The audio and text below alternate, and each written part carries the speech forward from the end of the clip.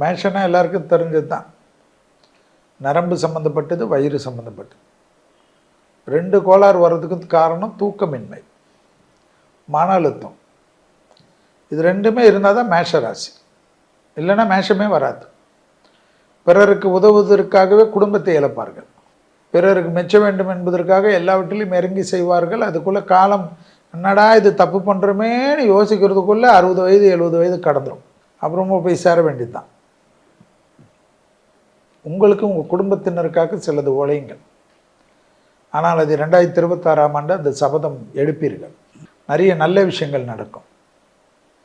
தொழில், உத்தியோகம், வியாபாரம், படிப்பு சம்பந்தப்பட்ட தடைகள் போகும். புதிய தொழில் அதிகமாக தொடங்கக்கூடிய ராசியில் யார் வருவாங்கன்னா மேஷம் வரும். 7.5 சனியின் பிடியில் உள்ளே வந்திருக்கிறனால உடற்பயிற்சி முக்கியம்.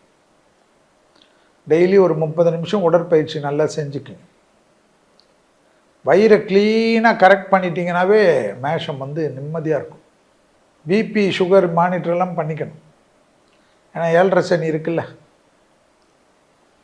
துணை அல்லது துணைவியார் சொன்னால் மட்டும் பிடிக்கவே பிடிக்காது மேஷத்துக்கு. ஏதோ அவங்கெல்லாம் உனக்கு கெட்டது பண்ணுற மாதிரியே பண்ணுவீங்க. அதெல்லாம் மாற்றிடுங்க.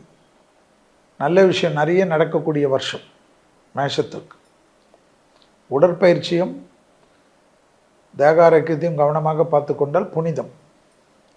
வண்டி வாகனம் மாற்றம், அடிமை தொழிலிருந்து தனிப்பட்ட தொழில் தொடங்கக்கூடிய பிராப்தம், புதிய தொழில் அதிகமாக தொடங்குவதில் மேஷம் வரும். விசிட்டிங் கார்டு போடக்கூடிய அளவுக்கு உங்கள் ஸ்டேட்டஸ் உயரக்கூடிய நல்ல காலகட்டம். அடுத்ததாக பார்க்கக்கூடிய ராசி ரிஷபம். ரிஷபம் என்றாலே துர்கை தான். துர்கையை சரணாகதி அடைவது வாழ்க்கையை மாற்றி கொடுக்கும்.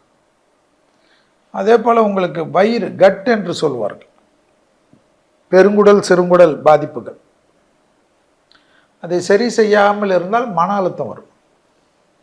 2026ஆம் ஆண்டு பெரிய அளவுக்கு ஜாக்பாட் அடிக்கக்கூடிய ராசியில் யார் வருவாள் என்று பார்த்தால் ரிஷபம். அது எவ்வளோக்கு எவ்வளோ நீங்கள் சரி செய்து கொள்கிறீர்களோ அவ்வளோக்கு எவ்வளோ புத்திசாலிக்கு. கெடுத்துக்கொள்ளாமல் இருப்பது அதிக புத்திசாலிக்கு. சோம்பல் இல்லாமல் இருப்பது நல்லது.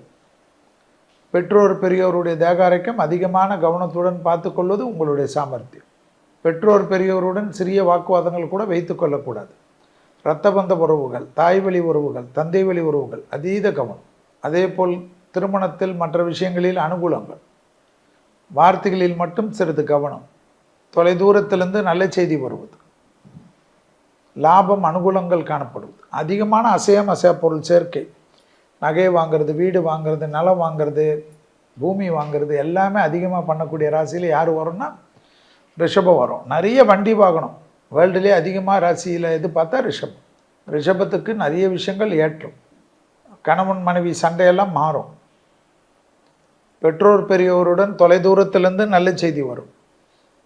வியாபாரத்தில் அதிகம் ஏற்றம் பெறக்கூடிய ராசி, அடிமை தொழிலிருந்து தனிப்பட்ட தொழில் தொடங்கக்கூடிய ராசி, பெரிய பொறுப்புகளுக்கு வரக்கூடிய ராசி, அரசு துறை அரசியல்வாதிகளில் அதிகமான கௌரவத்தை பெறக்கூடிய ராசி யார் என்றால் ரிஷபம்.